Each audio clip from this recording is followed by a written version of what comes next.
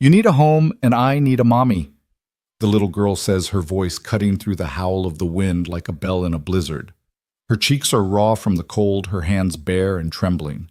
Clara Merrick blinks against the snow blowing sideways across the Dakota Territory station platform, still clutching her carpet bag as if it might anchor her in a place she was never meant to be left alone. Follow my story to the end and tell me in the comments the city you're watching from so I can see how far this story has traveled. The train that brought Clara across half the country has already shrieked its last and vanished into the white horizon. The neat dark green coat she left Boston in is dulled by days of travel, its hem stiff with frost. She scans the platform for the face of Samuel Harlan, the man who promised to meet her, but all she finds are strangers hurrying into the wind. From the doorway of the station office, the clerk calls out, "You waiting on someone?" "Yes," she answers, voice catching in her throat. "Samuel Harlan. He was supposed to meet me." "Ain't seen him," the clerk says. "No one's here to fetch you. You'd best find shelter. Hotels are full. Boarding house, too." The words sink like stones in her stomach. He promised. But promises don't stop frostbite.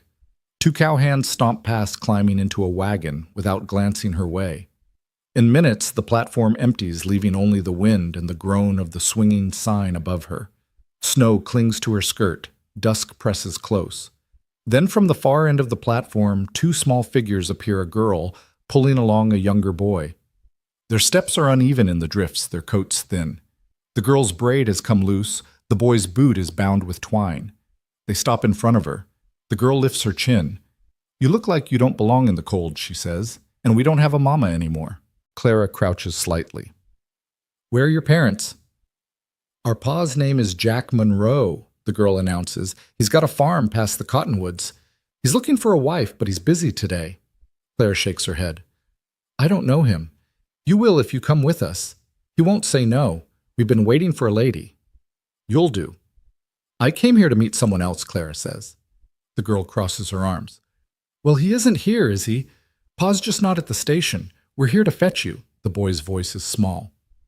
"It's real cold, miss. Our house has a fire." Clara's eyes fall to their red ears, the boy's chapped lips. "Where's your house?" "Not far," the girl says. "Past the big fence through the cottonwoods. We walk it all the time." She holds out a bare hand. "Come on. If you stand here much longer, you'll turn to ice." The clerk steps out again, his breath a white cloud. "Best decide, ma'am. Sun will be down in an hour." Clara stares at the girl's hand trembling in the wind. She can stay and risk the night in a strange town or follow two children to a man she's never met. Her mind runs over the miles behind her, the silence of the station, the way the boy leans into his sister's side for warmth. Slowly, she shifts her carpet bag to her other hand and places her gloved fingers in the girl's palm. "Show me the way," she says. The girl grins. "I'm Anna. This is my brother Toby." "Clara Merrick," she replies. Clara Anna repeats thoughtfully. "Pa will like that name." They lead her off the platform, their boots crunching in the fresh snow. The wind tugs at her coat, but ahead a thin ribbon of smoke rises into the gray sky. Clara tightens her shawl and steps into their tracks, the cold biting at her cheeks. Beyond the stands of cottonwoods, a narrow lane appears marked by a leaning fence patched with rope. Beyond it sits a low-weathered house, smoke curling from its chimney. Anna pushes the door open without knocking, and a wave of heat rushes out to meet them. Inside, the air is thick with wood smoke and the smell of fresh bread. A cast-iron stove glows in the corner, its light flickering against rough-hewn walls. Clara stands just inside the threshold, stamping the snow from her boots. By the stove sits a round loaf on a cooling board, its crust dark and crackled. Then she hears boots on packed snow outside. The door at the far end opens, and a tall man steps in, brushing frost from his shoulders. His gray eyes pass over her once, not lingering, not hurried, and then settle into an unreadable calm. Anna and Toby brighten. "Pa, we brought her," Anna says, as if delivering news that needs no explanation. Jack Monroe doesn't ask her name. He just nods toward a chair near the stove. "Sit," he says, voice low. "Eat." Clara hesitates for a moment, her carpet bag still in her grip, the heat from the stove lapping at her legs. She glances at Anna and Toby, who have already settled on the rug in front of the fire. Their boots half off their eyes, flicking between her and their father.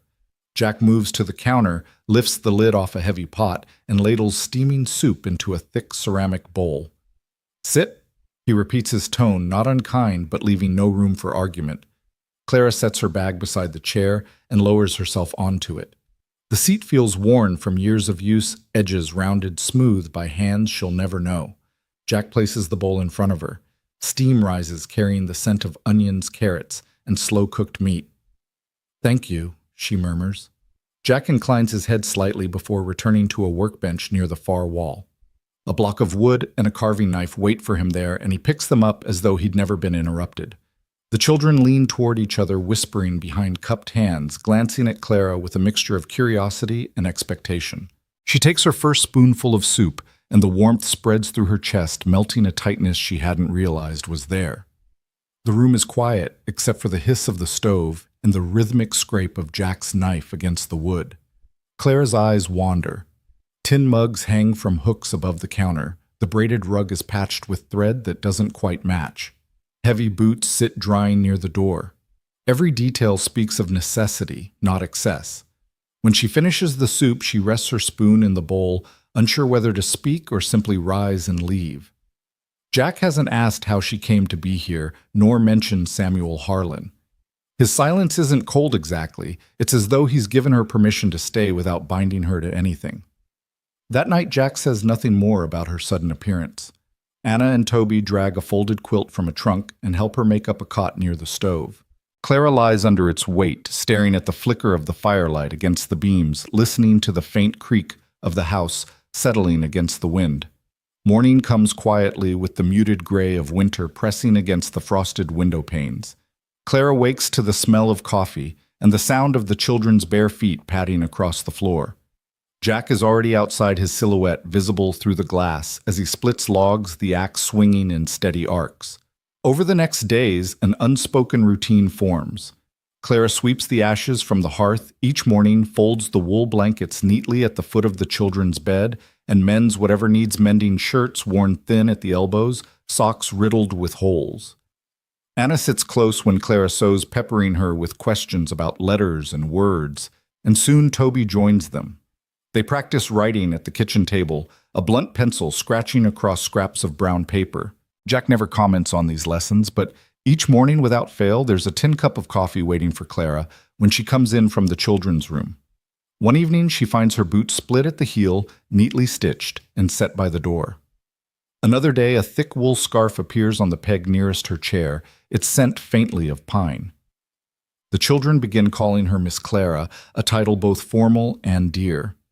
They show her the little wooden animals Jack carves in the evenings: smooth horses, a bear with one ear slightly shorter than the other, a bird poised as if ready to take flight. Clara lines them on the windowsill above the table where the pale winter light touches them each morning. But beyond the cabin walls, the world is less warm. When she walks with the children along the fence line or to the pump, she feels eyes on her. A ranch hand passing by slows his horse gaze, lingering too long. A woman in a wagon glances once then again with something unreadable in her eyes. The first time, Clara tells herself it's nothing, but the glances accumulate, each one heavier than the last. They're not curiosity, they're questions whispered but unasked. Inside, the fire crackles and the children's laughter fills the air. In those moments, Clara can almost believe she's part of something that could last. But outside, the wind carries rumors, and she can feel them drawing nearer. One morning, Jack hitches the wagon. "We'll go into town," he says. "Need supplies." Anna and Toby stay with a neighbor. The ride is quiet, the air so cold it pinches Clara's cheeks. At the general store, the heat from the iron stove seeps into her bones, and the mingled scent of coffee and kerosene settles in her nose. She lingers near the counter while Jack moves down the aisles, selecting nails and seed packets. The shopkeeper misses. Harrow. Tall, sharp-eyed, wrapped in a maroon shawl, counts coins for another customer before turning toward them. "Well, well," she says, voice carrying easily across the room. "That was quick, wasn't it?" Living under a man's roof without a wedding ring to show for it. The words land like a slap. The stove's warmth suddenly feels suffocating. A man by the window pauses mid-task. Two ranch hands by the oats fall silent. Jack doesn't look at Clara. He sets a sack of flour on the counter, slides coins across the wood, forces her voice steady. "We came for supplies," she says quietly, though she's not sure anyone hears. Mrs. Harrow arches an eyebrow. "Supplies for a household, I expect. Must be nice to settle in so quickly." Jack gathers the parcels, nods toward the door. The ride home is wordless snow flurries drifting in from the west. Clara stares at the road ahead, her hands tight beneath her cloak. Mrs. Harrow's words echoing like the wind. By the time they reach the cabin, the light is fading into that dim blue that comes just before nightfall. Jack carries the supplies inside without looking back at her. Clara hangs her cloak by the door, the quiet of the room pressing close. When Anna and Toby return from the neighbors, their chatter fills the space, but Clara's mind is still trapped in the heat of the store, feeling every stare that burned against her skin. That night when the children are asleep, she stands by the fire with a cup of tea cooling in her hands. Jack sits at the table repairing a broken hinge, the scrape of metal on metal the only sound between them. Finally she speaks. Silence can wound as much as words, you know. Jack pauses, setting down the hinge. His eyes meet hers, steady, not sharp, but unreadable. "I don't let other people's talk decide who stays in my home," he says simply. It's not an apology. Not a promise either. But something in his tone says he's already chosen which battles are worth his breath. Clara turns back to the fire, unsure if she feels comforted or more alone than before. The days press forward into early spring. The snow melts into mud and the air grows damp with thawing earth. Anna starts attending the small schoolhouse, walking there with 2 neighbor children. Toby stays home with Clara. One afternoon, Clara is mending one of Jack's shirts when a sharp knock rattles the door, too quick to be a neighbor. A boy from the schoolhouse stands there, breathless, holding out a folded note. "From Mr. Callum," he says, then runs off before she can ask a question. Mrs. Merrick. "Please ask Mr. Monroe to speak with me tomorrow regarding an incident with Anna." Clara's stomach tightens. When Jack comes in from the barn, she hands him the note. He reads it without a flicker of expression. "I'll go first thing," he says. "Do you know what happened?" "No, but I'll find out." The next day he returns later than usual. Anna trails behind her dress, wrinkled her braid half undone. She slips into her room without a word. "She got into a fight," Jack says flatly, hanging his hat on its peg. "With a boy in her class. She bloodied his lip. His father wants her kept home for a week." What Clara sets down her sewing, why Jack's jaw tightens. "He said, 'You're just someone here to keep my bed warm.' Anna told him to take it back. He didn't. She made him." The words hit like a blow to her ribs. She stares at her hands. "She shouldn't have done that." "No," Jack agrees. "But she was defending you." "I'm the reason she's in trouble," Clara murmurs. "I'm giving them things to say about this family." Jack doesn't respond. He moves to the sink, rolling up his sleeves, his broad back to her as he washes his hands. The sound of water splashing in the basin fills the space where a conversation might have been. That evening, Anna keeps to her room and Toby sits beside Clara without speaking, his small hands folded in his lap. The silence between all of them is heavier than the coldest winter night. After the children are in bed, Clara goes to her cot. Her eyes fall on the carpet bag tucked beneath it, the one she's never fully unpacked. She pulls it out, folding her few dresses with slow, deliberate motions. Each piece of fabric feels colder than the last. She's almost finished when a flicker of light through the window catches her eye. Pausing, she steps quietly into the main room and opens the door. The night air is sharp, the yard washed silver by the moon. Jack sits on the top step, a lantern beside him. Toby's red scarf spread across his knee. His big hands move with careful precision, pushing a needle through the frayed wool, adjusting the thread before each stitch. He could have handed it to her. She's mended nearly everything else since arriving, but he hasn't. This, he's decided, is his task tonight. Clara watches from the doorway, the glow of the lantern casting his face in warm gold against the dark. No one else will see this work, and Toby will wake to find the scarf whole again, never knowing the time it took. Her grip on the carpet bag loosens. The thought of leaving slips back into the shadows where it belongs. What binds them here isn't a ring or a promise. It's the quiet, deliberate way they keep each other whole. She steps back inside, closing the door softly.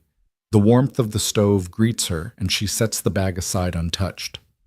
Snow falls silently through the night, and by morning the yard lies smooth and white under a pale sky. Clara spends the early hours with Anna at the kitchen table, sorting buttons into an old tin. Outside, Jack works on the barn door hinge, his hat pulled low against the wind.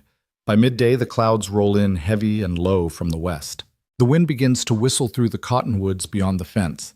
Jack steps in, brushing snow from his coat. "Stay in," he tells Clara. "I'll check the animals."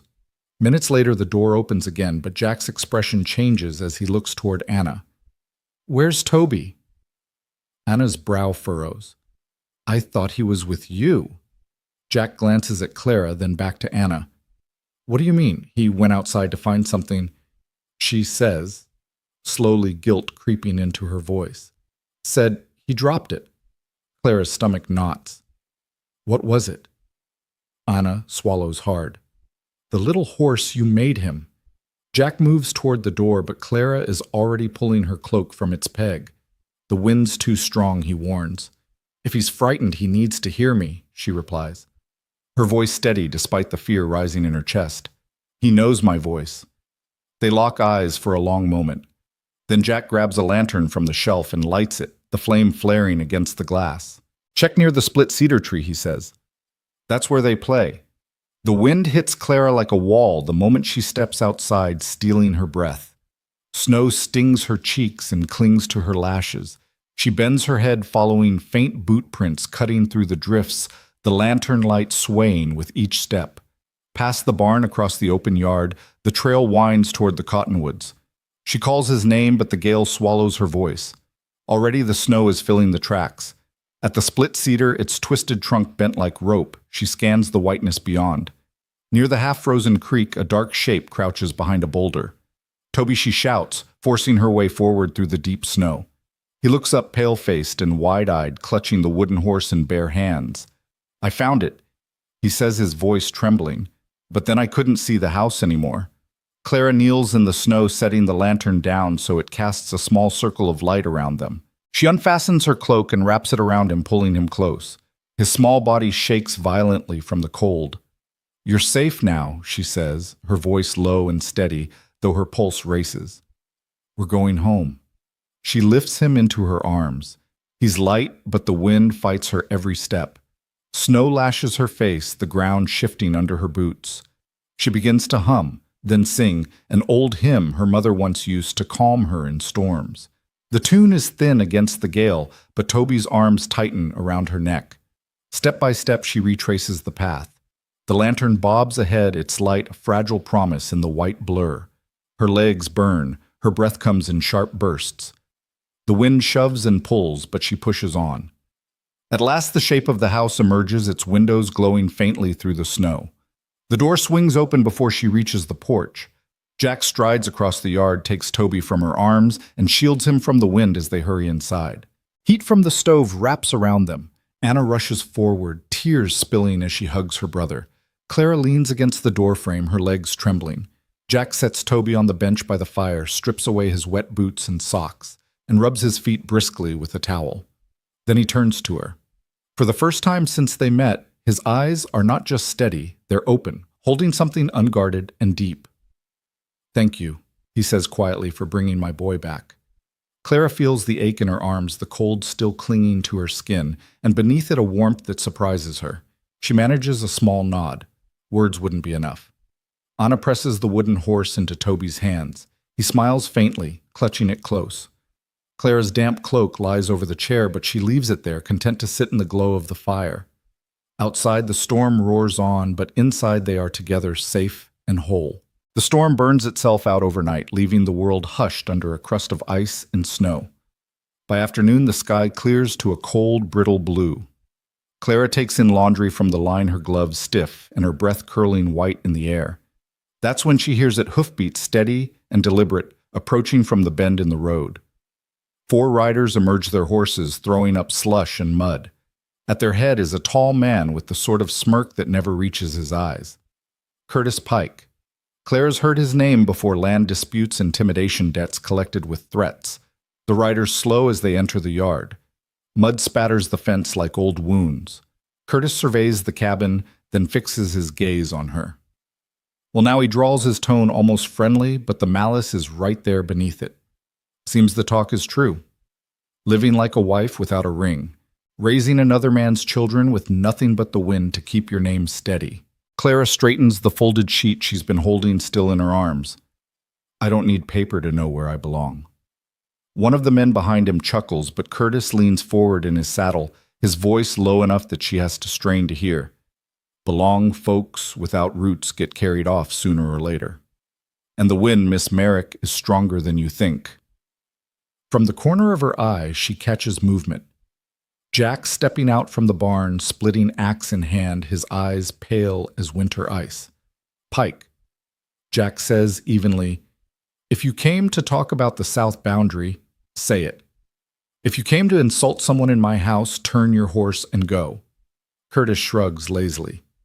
Boundaries can wait. This is about the town. They don't like irregular arrangements. A man living with a woman who isn't his wife, children calling her ma. Makes people wonder. And when they wonder, the court listens. The South Lot claim could be revisited. All it takes is the right voices. The man behind him chuckles again, that damp, mean sound that makes Clara's skin prickle. She steps off the porch, her boots crunching in the frozen slush, until she stands close enough to see the flecks of frost in Curtis's whiskers. Do you think a piece of paper makes me more fit to care for those children? She asks, her voice steady but edged like the cold. I went into a blizzard to bring one of them home. I've mended their clothes, fed them, taught them while you've done what counted coin, and spread poison. The yard goes still but for the wind rattling the bare branches. Curtis's smirk fades into something harder. Reputation is everything here, and you don't have one. Reputation doesn't save a lost boy in a snowstorm, Clara says. It doesn't light a fire on a cold night. Yours keeps people bowing their heads, but I'm not one of them. Something flickers in his eyes, a quick break in his composure. He shifts in the saddle, his horse sidestepping in the packed snow. A solid crack of steel biting into wood cuts the air. Jack has driven the axe deep into a log, his voice ringing sharp across the yard. She stays. And if anyone thinks to use court or gossip to take this place from me, they'll stand right here and tell me to my face. The chuckles die. Two of the riders exchange uneasy glances. One adjusts his reins, angling his horse as if ready to leave. Curtis's jaw works. He yanks the reins sharply, wheeling his horse and spraying slush against the fence. Without another word, he rides toward the road, the others falling in behind him. The drum of their hoofbeats fades into the trees. Clara stands where she is, her heart pounding hard enough she can hear it in her ears. The sheet she'd been holding has slipped to the ground. Jack crosses the yard toward her, his voice low, carrying a faint trace of something almost like a smile. You didn't have to say all that. She meets his gaze, her breath still coming quick. Yes, I did. I'm not running this time. He studies her for a long moment, then simply nods. Behind them, the wind sifts through the cottonwoods, carrying away the last echo of hoofbeats. The dawn that follows comes soft and pale, spilling muted gold over the frost-laced fence rails. Clara is sweeping the kitchen floor when she hears the measured tread of boots behind her. Turning, she finds Jack in the doorway, something folded in his hands. He steps forward and holds it out. The fabric is worn but clean, a faded cotton apron, its ties softened by years of use. It belonged to Mary, he says quietly. She wore it every day. Until. He pauses, his gaze steady on hers. I don't have a ring to give you, but I've got my children. I've got my land. And I've got the faith that you're the piece we've been missing. For a heartbeat, the room seems to still. The only sound is the faint ticking of the stove. Clara looks down at the apron, her hands trembling as she takes it. The fabric is warm from where he's held it, and the weight of the gesture settles deep in her chest. Her throat tightens, but a smile pushes through, anyway soft certain. Then I'll wear it, she says. From the doorway of the children's room, Anna and Toby appear drawn by the stillness. They pad over in their stocking feet, their faces lit with curiosity. Does this mean you're staying? Anna asks. Clara kneels so she's eye level with them. It means, she says, her voice catching, that I'm part of this family now. Anna's eyes shine as she throws her arms around Clara's neck. No matter what the town says, she whispers. Toby joins the hug, his small arms wrapping around both of them. Jack stands a step back, his hands resting loosely at his sides, watching them with the kind of quiet pride that speaks louder than any vow.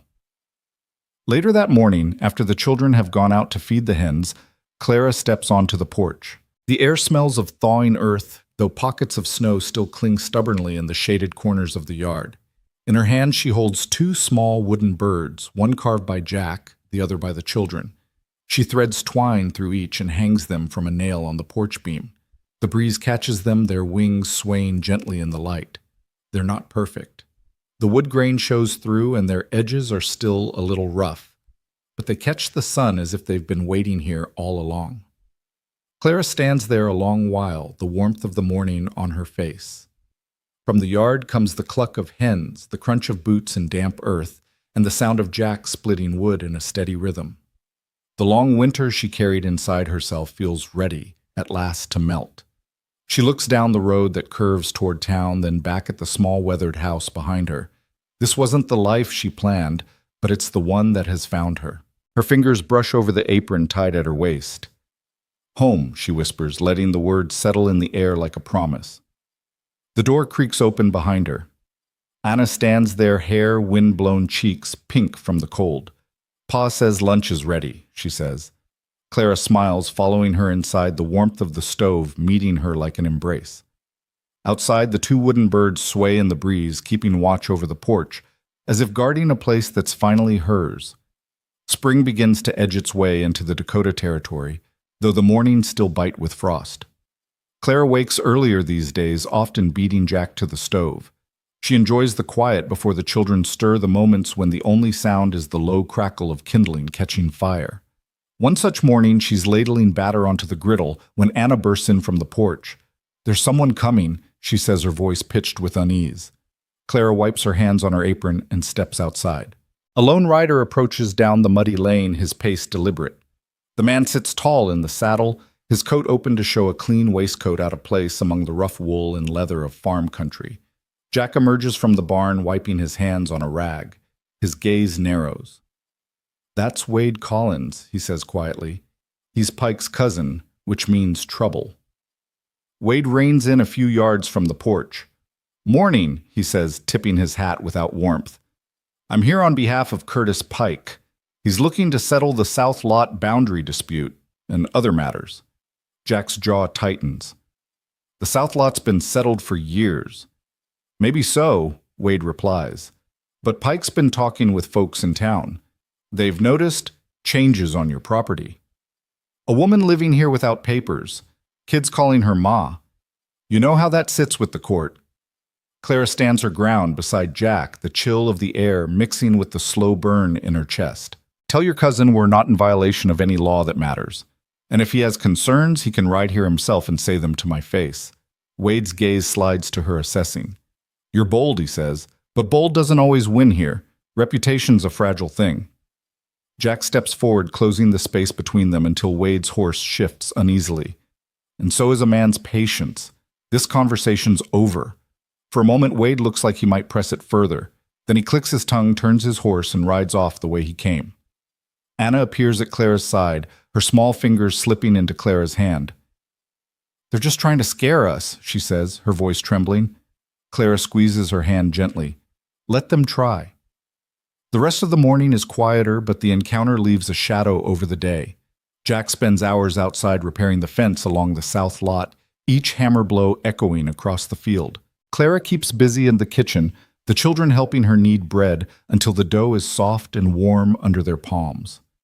That evening, as the sun dips low, Jack comes in and sets a bundle on the table. Inside is a new bolt of fabric, sturdy but soft. "For dresses," he says simply. "Yours and Anna's. Thought you might want something that's yours, not borrowed from the chest." Clara smooths her hand over the fabric, feeling its weight. "Thank you," she says quietly. He nods once, as if that's all that needs saying, but she catches the faintest glint in his eyes before he turns away.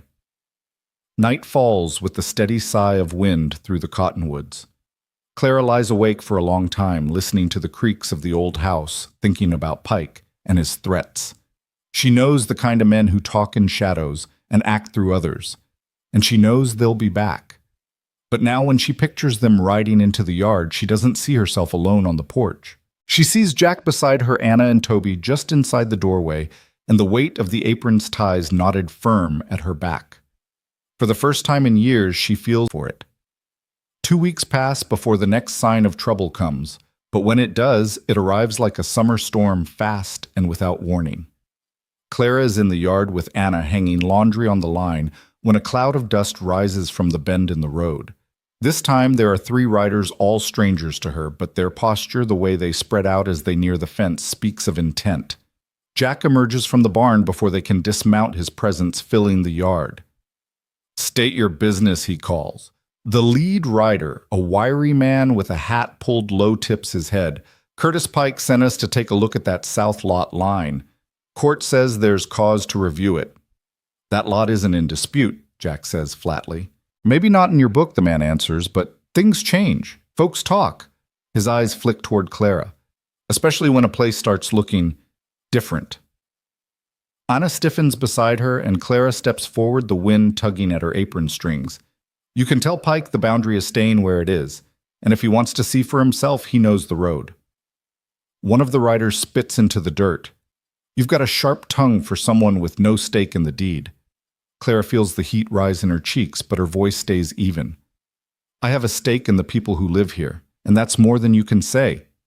Jack's voice cuts in low and controlled. "Mount up. You've seen all you're going to see." For a moment the men hesitate, as if weighing whether the trouble is worth it. Then the wiry one clicks his reins, and the 3 turn their horses toward the road.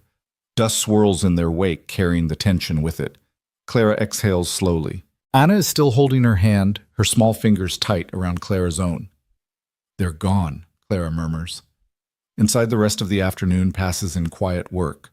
Jack sharpens tools at the workbench while Clara kneads bread. Anna and Toby sit at the table drawing with the stub of a pencil Clara found in the drawer.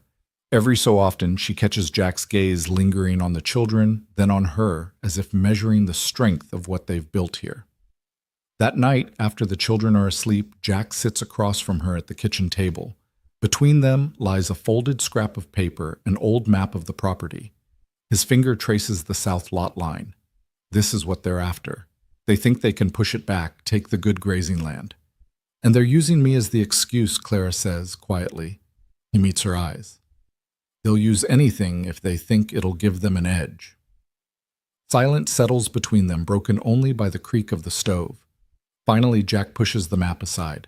"I've fought over land before. But this time it's not just mine I'm fighting for." Her breath catches, but she says nothing. There's nothing to add to that, nothing that wouldn't cheapen the weight in his voice. When she goes to bed, the house feels different. Not safer exactly, but more solid beneath her feet. She knows trouble will circle back. Men like Pike don't let go easily. But the thought no longer fills her with the urge to pack her carpet bag. She's tied here now in ways paper can't prove. The weeks that follow carry the first real warmth of spring. Snow recedes to the shaded edges of the yard, and green shoots push through the thawing ground. Clara throws herself into the work of the season, turning soil in the garden plot, mending the chicken coop, and sewing new dresses for herself and Anna from the bolt of fabric Jack brought home. One clear morning, she finds Anna and Toby crouched at the edge of the porch, their heads bent together over a project. When she steps closer, she sees small lumps of wood in their hands, rough carvings shaped into birds. Pa showed us how Anna says, holding hers up. "It's for you." Clara takes the little bird, its wings uneven, but its body sanded smooth. "It's beautiful," she says, meaning it. That evening, Jack places his own carving on the table, a bird with finer lines and a graceful curve to its wings. "Thought it could have some company," he says. The next morning, Clara threads twine through each carving and hangs them from a nail on the porch beam.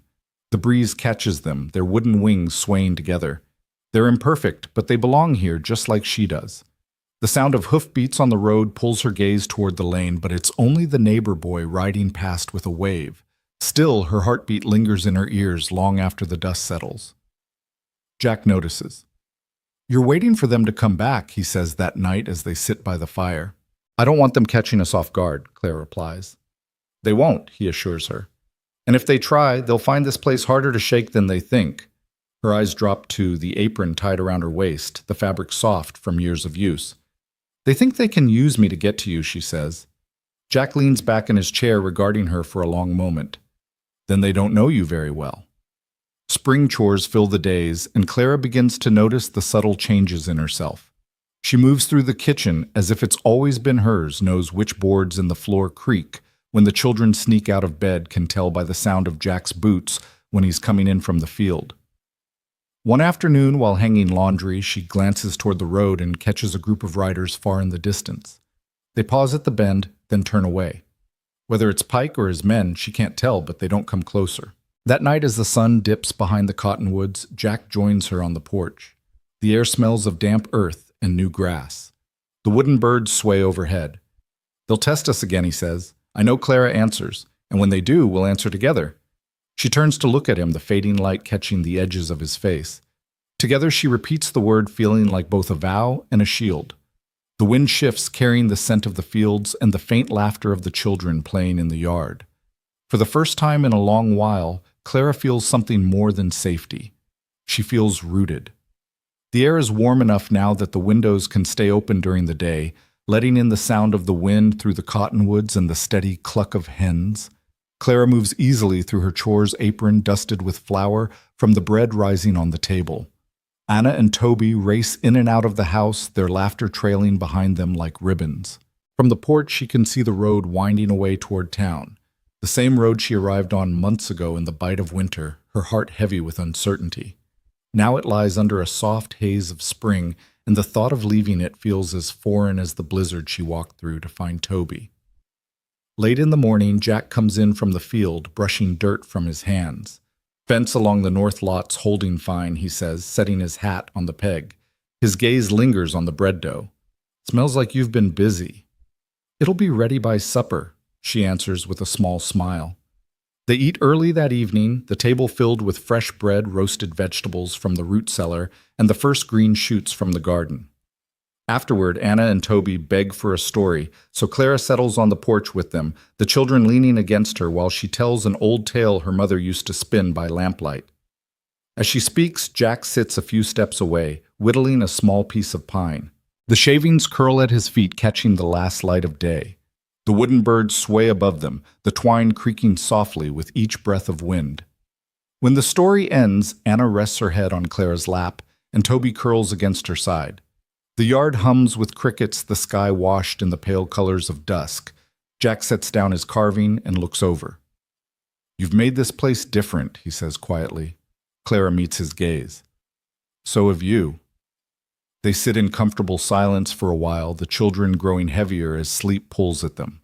When Clara finally stands to take them inside, Jack rises too, gathering the blanket from the porch rail to wrap around their shoulders. Inside, the warmth of the stove greets them, mingling with the smell of bread and the faint scent of pine from the carvings. Clara tucks the children into bed, smoothing their hair as they drift off. On the porch again, she leans against the railing, looking out over the darkened yard. The wooden birds swing gently in the night air. She touches the apron's ties at her waist, the gesture now instinctive, a small reminder of where she belongs. Jack steps out beside her. "They'll keep talking in town," he says, "but talk doesn't change what's here." "No," she agrees. "It doesn't." The moon climbs higher, casting silver light over the cottonwoods, the fence of the house. Everything feels quiet but alive, like the land itself has decided to let her in. Clara draws in the cool night air and releases it slowly. "This is home," she says, not to convince herself, but because it's the truth. Jack doesn't answer, but the way he stands beside her, close enough that their shoulders nearly touch, says more than words could. In the distance, a barn owl calls, and the two wooden birds sway in the breeze, keeping watch. Your thoughts will help us create meaningful stories. And if you want to hear more powerful healing stories like this, don't forget to subscribe to the channel. Click the bell icon so you don't miss any new episodes. And most importantly, share this video with someone who needs a little hope today. Thank you so much for your time. We hear you, we listen to you, and we are honored to tell these stories for you.